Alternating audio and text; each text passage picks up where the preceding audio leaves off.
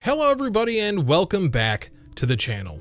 2 years ago I did a video on Space Runaway IDEON, a show created by Yoshiyuki Tomino after the relatively unsuccessful launch of the original Gundam. IDEON sort of mashed together a bunch of themes and tropes from real robot shows, super robot shows, and even cosmic horror to make something that is still well worth watching to this day. Much like many other shows of its day, IDEON was cancelled early and forced to cram all of its storyline into only 39 episodes.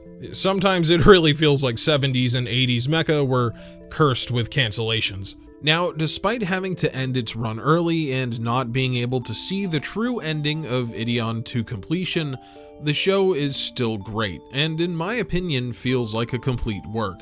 You can watch through IDEON without worrying about the supplemental material and feel like it was a full experience. However, sometimes creative vision and drive are able to come through in the end, and creators are able to put a cap on their work. 2 years after the completion of Space Runaway IDEON's TV series, 2 feature-length movies would be released.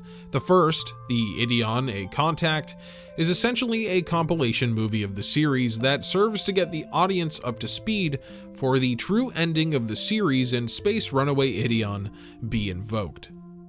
Because of this, I'm not really going to go over Contact, though I may mention it here and there, as it's a rehash of the series up until the point where the crew of the solo ship are turned away from Earth. Contact does serve its purpose fairly well, though I do think that anyone who's interested in IDEON should just watch the full series, as the compilation movie is unable to spend the time it needs to make the characters compelling. Some characters like Cosmo are missing huge chunks of their character arcs, and others like Bess have about 8 lines in the whole movie. So if you wanted my quick opinion of A Contact, there it is. It is a fine compilation film that works as a refresher if you've already seen the series, but I think it would be a disservice to IDEON if you only watched Contact and expected the entire story. Space Runaway IDEON Be Invoked is not made up entirely of new content, however. The first quarter or so of the movie covers the latter parts of the anime up until the penultimate episode.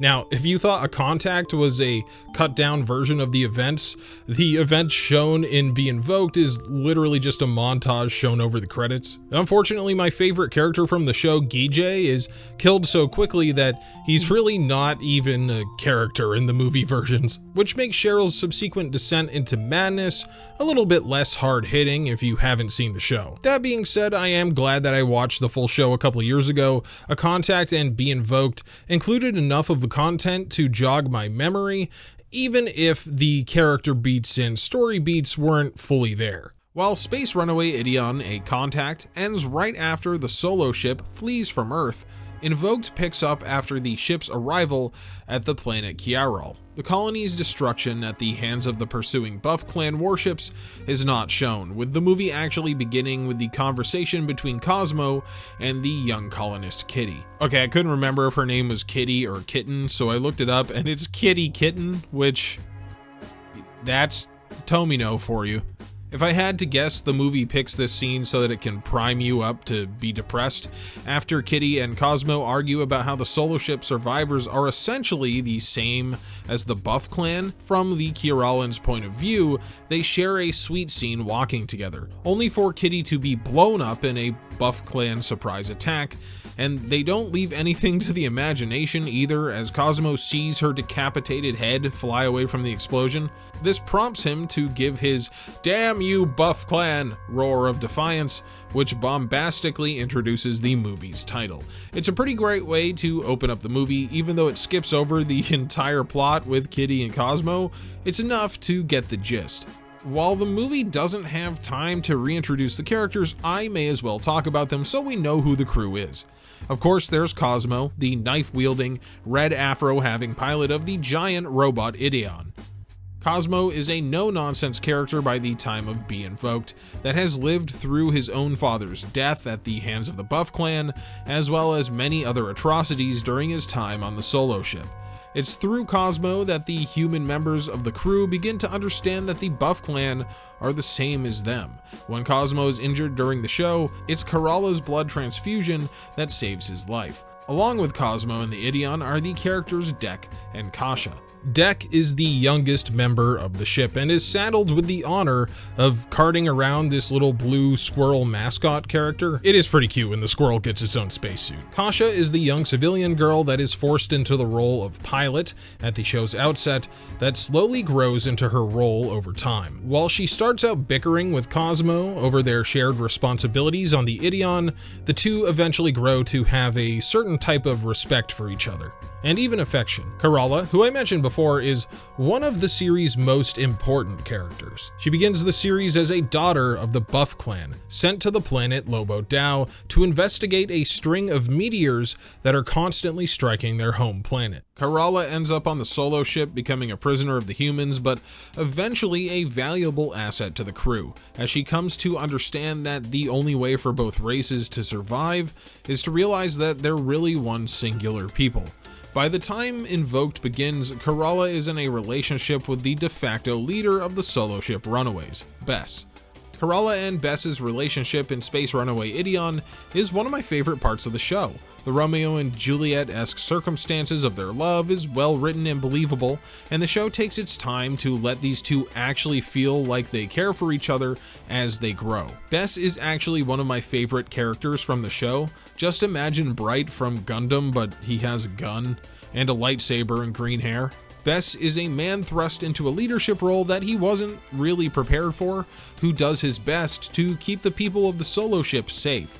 Bess isn't afraid to get into the action himself either, with one of his best moments in the show being a cool duel showing his proficiency in infantry combat. Another important member of the crew is Cheryl, the red-haired scientist who fluctuates from hard-nosed bitch to a woman that finds love and begins to soften, only for it to be ripped away by the reality of war. Cheryl is probably the character from the IDEON series with the most tumultuous arc. There were times that I really disliked Cheryl and then realized that she's aware of her own weakness and opened up to become a very multifaceted character. When the movie begins, Cheryl is a broken woman, having been shattered by Guijay's death. She falls into drink and tormented self-loathing, which isn't helped by the ever-growing paranoia of the Idai. Maybe the most important thing to communicate about the latter half of Space Runaway IDEON before you watch Be Invoked is the tone. At the show's outset, IDEON presents a desperate yet sometimes heroic tone as the crew of the solo ship gradually unlock the giant robot's abilities. They fight off the Buff Clan, and while both sides do have deep and well-written characters, it's never really a question that the solo ship is fighting in the defense of its own survival. Later in the show, when the crew has been emotionally pushed farther and farther, has experienced the death of close friends, and have been pushed to near destruction, the tone shifts. The IDEON unlocks incredible offensive power as the Idai grows, and while it might seem like a great thing that your giant robot can literally cut a planet in half, IDEON presents it as terrifying. The Idai is a powerful infinite energy source created by an extinct advanced alien race, has taken on a life of its own. No longer is it only there to be called upon to operate the engines or weapons. Now it becomes an oppressive force that the crew of the solo ship have very little control over. And of course, I cannot fail to mention the very important fact that the Idai itself responds best to children, specifically the character Piper Lou. The awakening Idai was more easily able to attach itself to the pure-heartedness of a child, and it is the primal need that Lou felt to defend himself that causes the Idai to exponentially grow in power.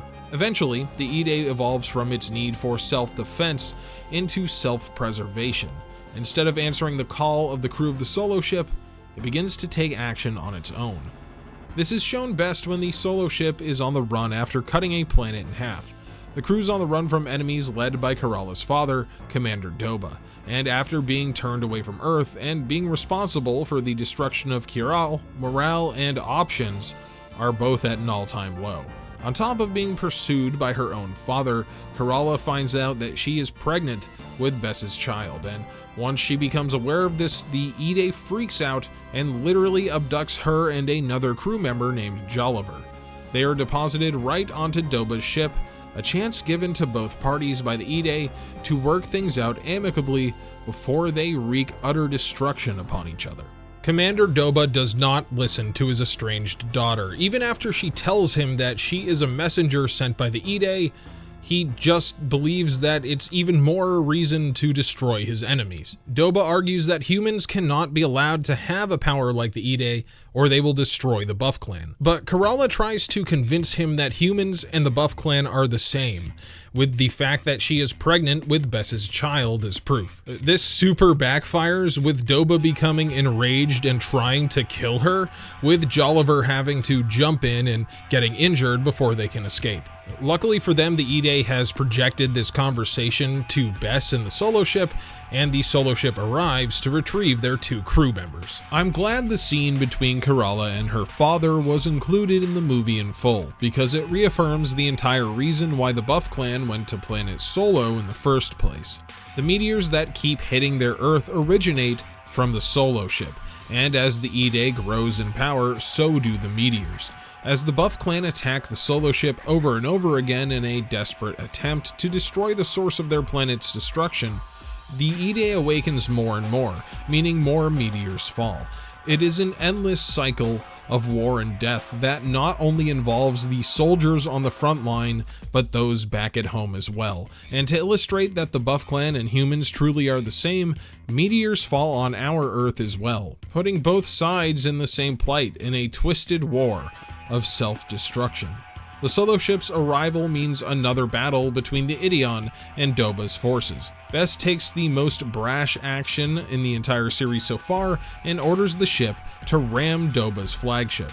Cosmo and the other pilots of the IDEON are nearly able to save Kerala and Jolliver, who had stolen a Buff Clan shuttle, only for it to blow up directly in front of them. While Bess does not want to believe Kerala is dead, he orders the ship to escape, only for Cosmo's voice to come over the comms saying that he has retrieved both of the crew members.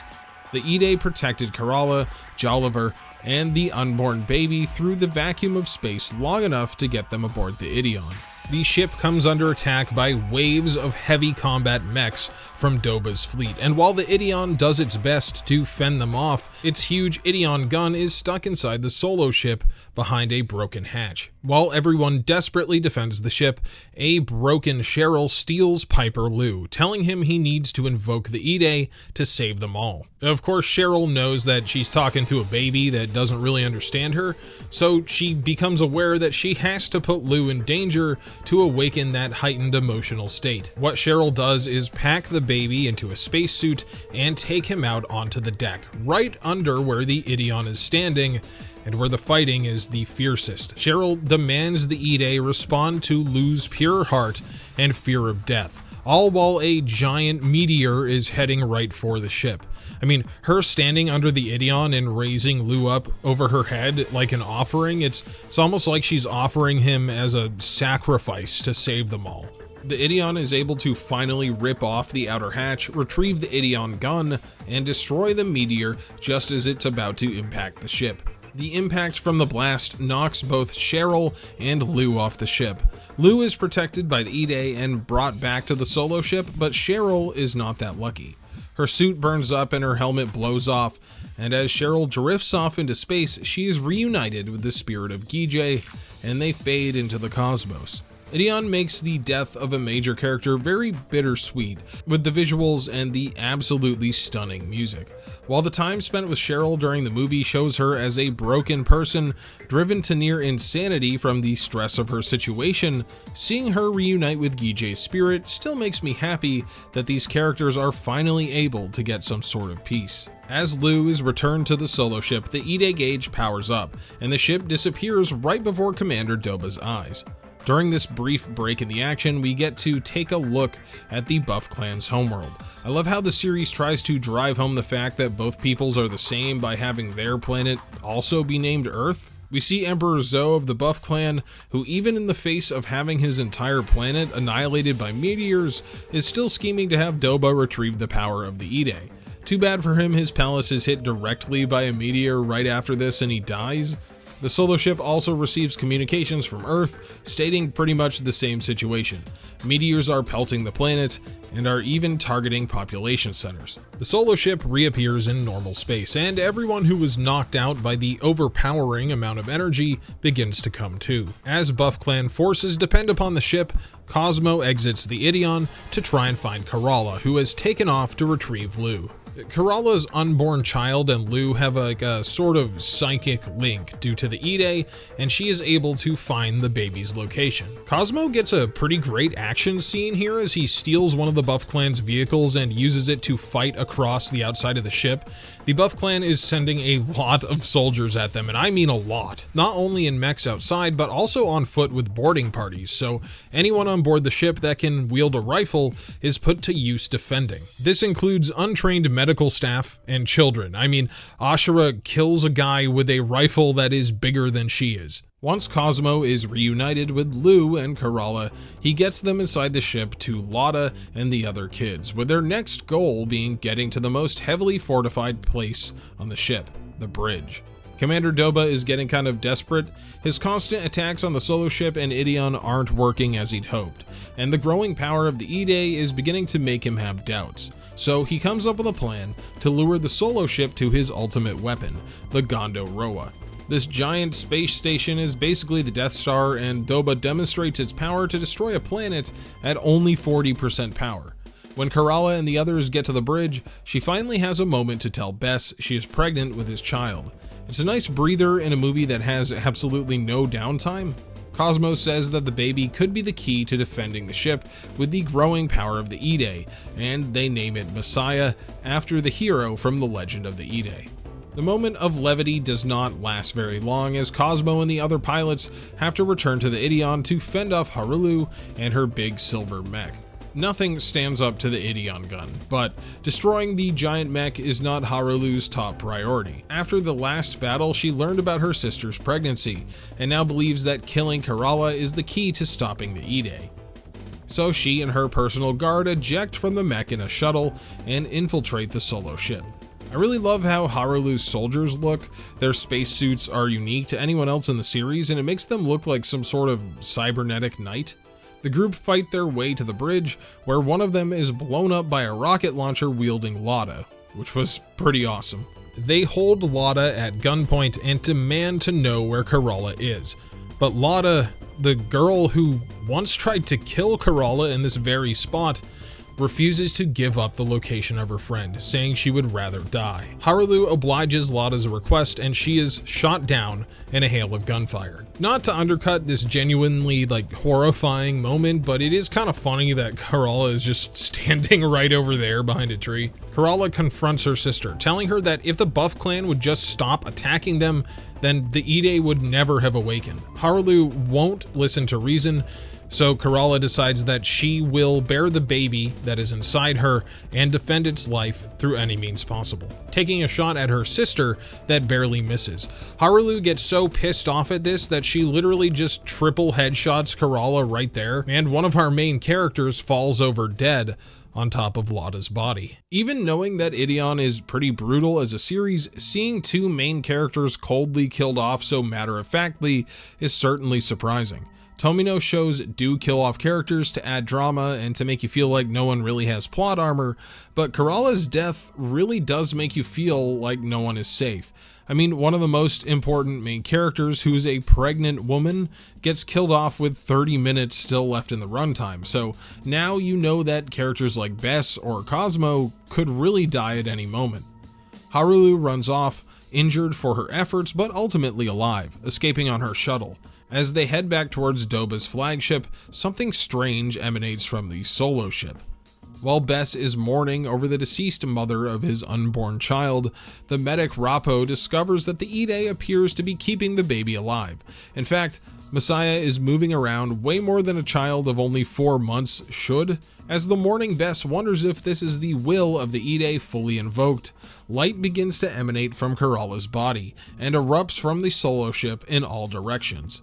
Harulu attempts to measure the warm glow with her shuttle's instruments, but gets 0 energy readouts. When she arrives at the ship, she has a conversation with her father after getting patched up.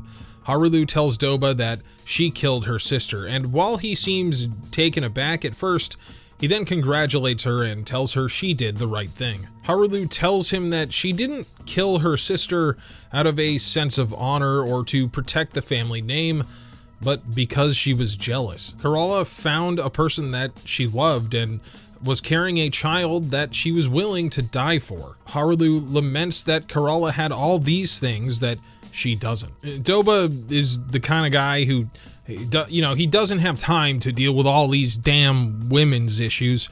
And he starts to leave and he tells her that he didn't even remember raising her as a woman, let me tell you. Doba treats his offspring not really as children or family members, but as proud Buff Clan warriors and heirs to the Ajiba family. Harulu asks to lead the bulk of the Buff Clan warriors in the final confrontation with the solo ship, and then she sits alone in her room to think about her former lover Darum and the life that she never had. Doba and Cosmo both come to the same realization about the Ide. The Ide did not save Corolla, but is keeping Messiah alive because it values new life over anything else.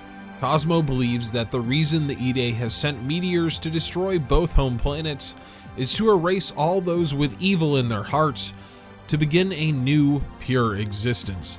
Harulu orders all of the Buff Clan forces to lure the solo ship in the path of the Gondo Roa's particle beam, but if they thought that hiding their flagship behind a planet would shield them, they were wrong. The Ideon fires its gun at the heart of Doba's fleet, and the energy bores through the planet to the other side, causing Harulu to jump to null space to avoid it.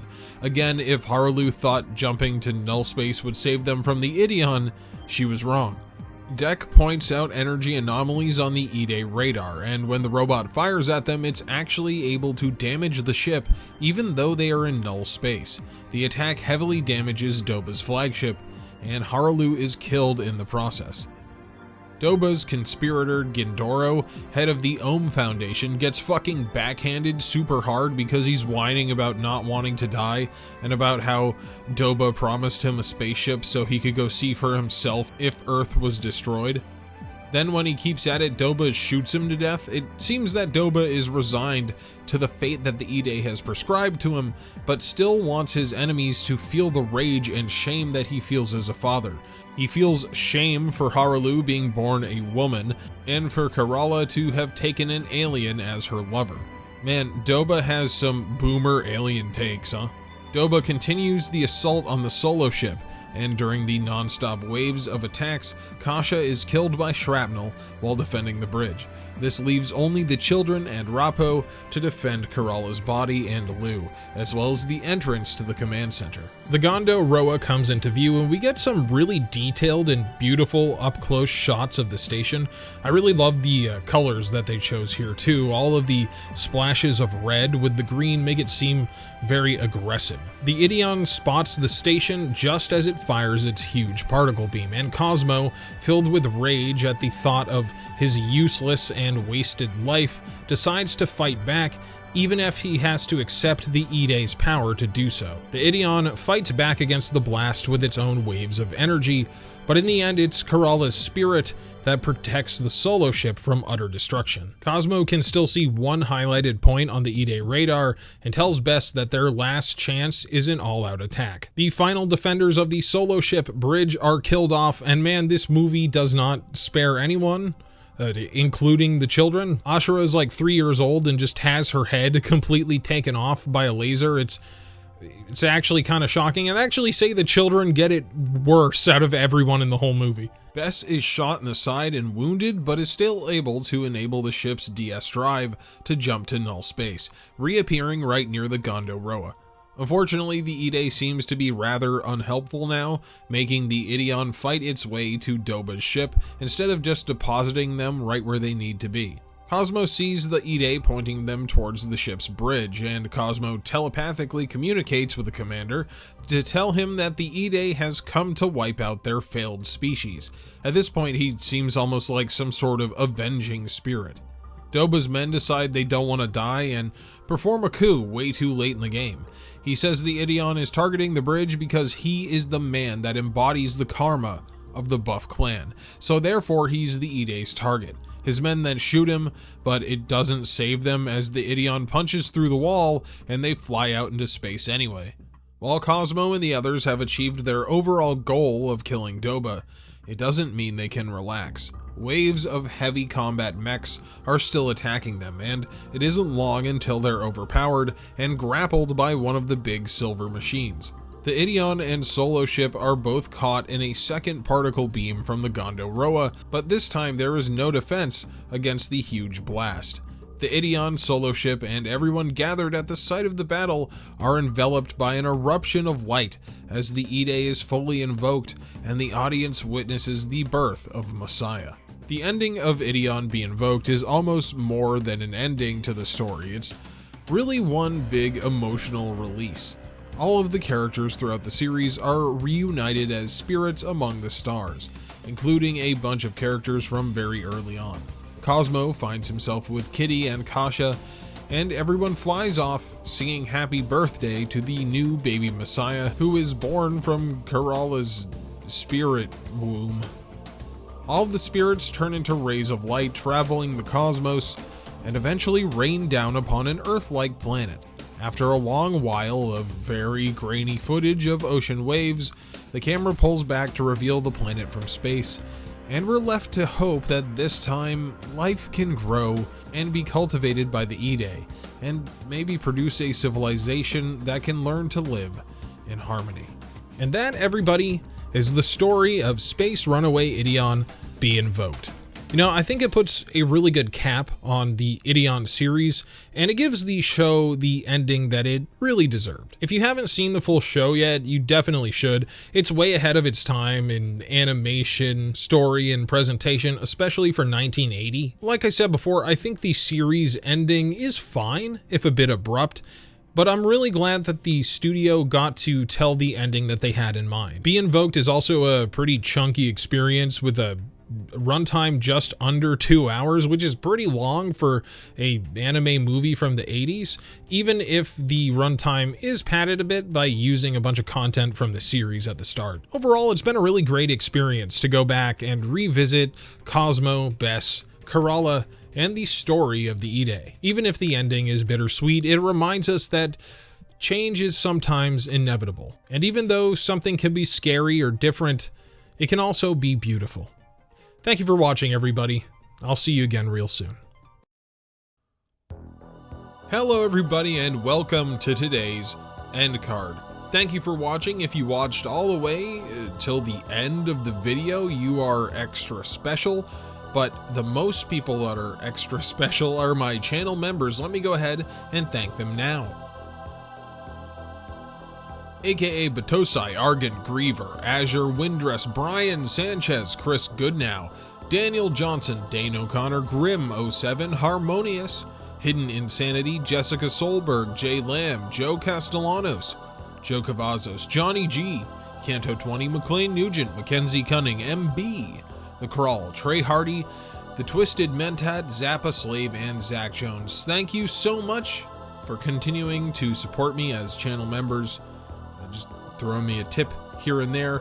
I really appreciate it. So today's video I really enjoyed making. I had never seen Be Invoked before until I did it for this video. So I'd seen the series a couple years ago when I made the original video, and then in preparation for this I watched A Contact, and yeah, it was a pretty fun experience. I'm definitely glad that I watched this because I feel like it's almost required viewing for the series now, kind of like how End of Eva is required for Evangelion. So I would definitely recommend, if you are a fan of this property, to make sure you watch all of the content, because it gives you a really nice ending that's sad and happy and every emotion at once. It's kind of weird. There's a really loud car going on outside. So anyway, next week, the video for next week is Wicked City, which I still have not seen, but I will watch it this weekend and write the script. So I'm looking forward to that. And then, of course, on October 31st, Halloween, we are going to be doing Berserk, the 1997 series. I'm really excited for that video because I've wanted to talk about Berserk, and it's just any excuse, basically.